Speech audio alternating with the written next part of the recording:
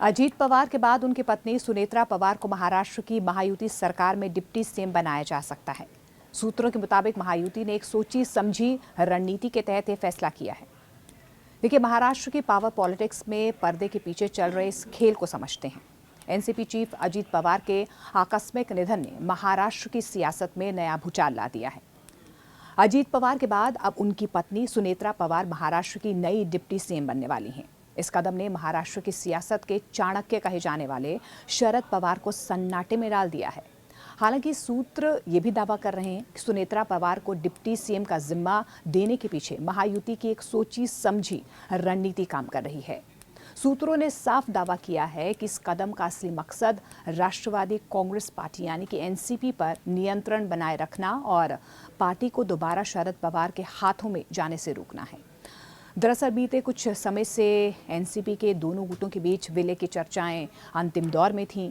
खुद एनसीपी शरद पवार गुट के प्रदेश अध्यक्ष जयंत पाटिल ने ये दावा भी किया था कि दोनों पक्षों के बीच बातचीत निर्णायक चरण में पहुंच चुकी है। शरद पवार ने भी ये स्वीकार किया था कि अजीत पवार और जयंत पाटिल के बीच कई बैठकें हुई थी और अजीत पवार 12 फरवरी को एनसीपी के विलय की घोषणा करने वाले थे। हालांकि अजीत पवार के प्लेन क्रैश में निधन के बाद जैसे ही ये संकेत मिला कि दोनों एनसीपी के एक होने की स्थिति में पार्टी का पूरा कंट्रोल एक बार फिर से शरद पवार के पास जा सकता है, उसी वक्त महायुति ने अपना राजनीतिक दांव यहाँ पर चला है और इसी के चलते सुनेत्रा पवार को मुख्यमंत्री का जिम्मा देने का यहाँ पर फैसला लिया गया है। महायुति के अंदर ये स्पष्ट सोच है कि अगर अजीत पवार गुट कमजोर पड़ा या फिर उनकी पार्टी का विलय हुआ तो एनसीपी पर शरद पवार की पकड़ एक बार फिर से मजबूत हो सकती है और यही वजह है कि सुनेत्रा पवार को सत्ता के केंद्र में लाकर एनसीपी पर संतुलन बनाए रखने की कोशिश की जा रही है। सूत्र ये भी दावा कर रहे हैं कि एनसीपी के वरिष्ठ नेता प्रफुल्ल पटेल और सुनील तटकरे भी किसी कीमत पर पार्टी को दोबारा शरद पवार के नेतृत्व में जाते नहीं देखना चाहते हैं और यही वजह है कि सुनेत्रा पवार को विधायक दल का नेता और फिर उप मुख्यमंत्री बनाए जाने का रास्ता साफ किया गया। शनिवार को एनसीपी की विधायक दल की बैठक बुलाई गई है जिसमें सुनेत्रा पवार को विधायक दल का नेता चुना जाएगा, ये तय माना जा रहा है और इसके बाद मुख्यमंत्री देवेंद्र फडणवीस को औपचारिक पत्र भेजकर उन्हें उप मुख्यमंत्री बनाए जाने की सिफारिश की जाएगी।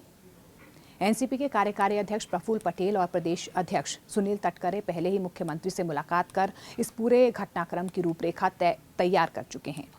पार्टी के सभी विधायकों को बैठक में मौजूद रहने के दिशा निर्देश भी दिए गए हैं, जिससे ये साफ है कि ये फैसला पहले से तय रणनीति का एक हिस्सा है। इस पूरे घटनाक्रम के बीच खबर ये भी है कि शरद पवार और सुप्रिया सुले सुनेत्रा पवार के शपथ ग्रहण समारोह में शामिल नहीं होंगे। सुनेत्रा पवार को डिप्टी सीएम बनाए जाने पर शरद पवार को हैरानी जो है, कहीं ना कहीं उनकी हैरानी जो है वो साफ नज़र भी आ रही है। उन्होंने कहा है कि अजीत पवार के अस्थि विसर्जन तक सुनेत्रा पवार उनके साथ थीं और उप मुख्यमंत्री पद को लेकर कोई चर्चा नहीं हुई थी।